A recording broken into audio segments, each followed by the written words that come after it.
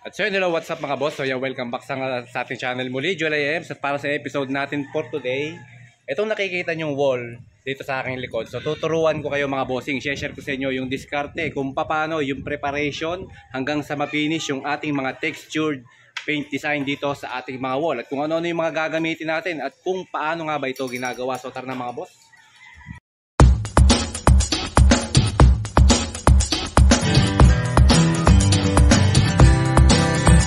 Boss, so bali ito ngayon yung ating lalagyan ng ating textured paint design.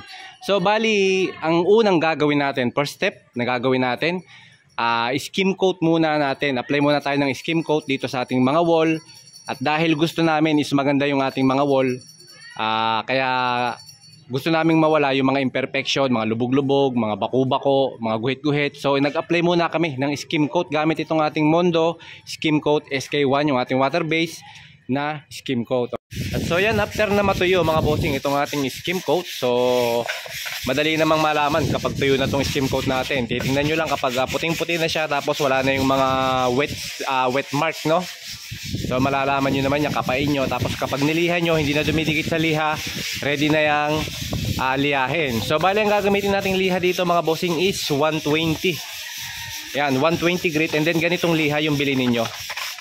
Yan, ganitong liha, kulay pula. So para mas maging matipid, dahil ito ay matagal mapudpod kaysa yung mga pira-pira. So ito per metro, yan, mura pa, makakamura kayo dito. Ayan, tapos pag natapos nating lihahin yan, gagawin natin ay lilinisan natin yan. Pupunasan natin ng tubig at ng basahan. So para matanggal yung mga alikabok, para masigurado natin nakakapit mabuti yung ating primer na gagamitin dito mamaya. So yan ang mga bossing ang kagandahan, kaya gumagamit kami ng Mondo Skim Coat.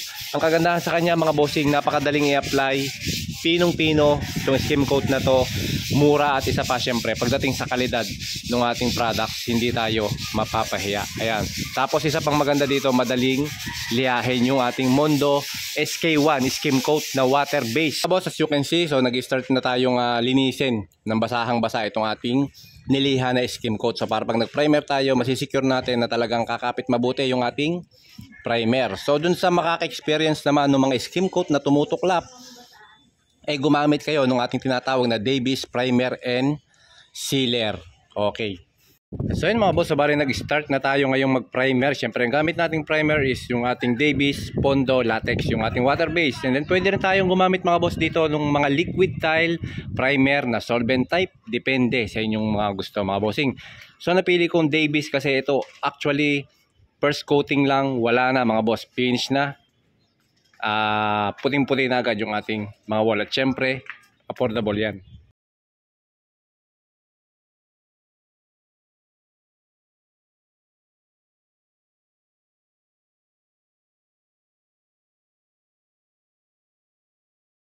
So ngayon mga bossing, so kapag tuyo na itong ating wall na pinatungan ng primer, gaya ng sabi ko mga bossing, pwede tayong gumamit ng Pondo for primer. At syempre pwede rin tayo mag-apply ng isang coating ng ating tinatawag na primer sealer, yung ating concrete primer and sealer, yung ating Davis. And then pagkatapos nyan, eto na, mag-apply na tayo ng ating textured paint. Syempre gamit itong ating Davis Classy Tex. Ayan, textured coating.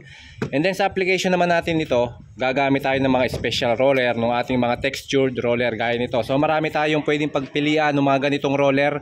So kung gusto nyo maghanap ng mga textured roller para hindi kayo mahirapan, marami tayong nakikita sa Lazada. So depende na yan sa design na gusto ninyo. Okay?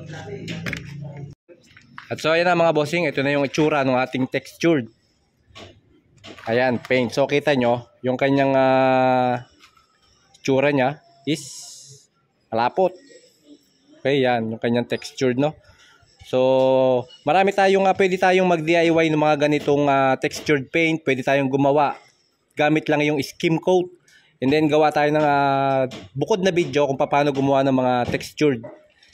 Gamit lang yung skim coat, okay? Yan, so ganito natin siya i-apply mga bossing. Yan, lagay nyo lang sa ating paint tray. Tapos, pagulungin nyo yung ating textured roller. And then, ready na for application. Yan. So bali ang ating application nito, vertical, horizontal. Yan. Pa-cross. Okay, pa-cross yung ating magiging application ng ating textured paint. So yung mga nagtatanong mga boss, ito palang ating textured paint is water based. Okay, so bali kapag medyo lumapot na siya, yung consistency niya is medyo malapot na, pwede natin siyang bantuan ng konting tubig.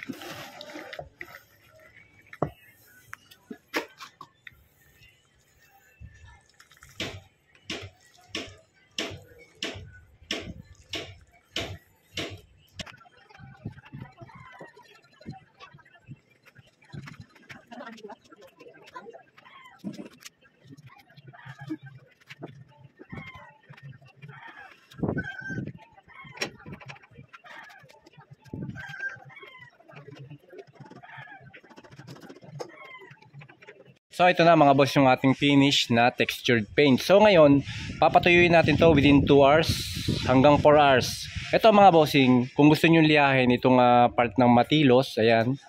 So pwede nyo siyang padaanan ng liha para ma-flatten siya. Pero kung ayaw nyo naman, original design, okay lang, diretso tayo pintura. So mas maganda kung spray yung gagamitin natin. So bali ang ipapatong natin dito mga bossing is latex din. Okay, so dahil water based itong ating ginamit na textured paint, so kinakailangan water based din yung ating ipapang top coat.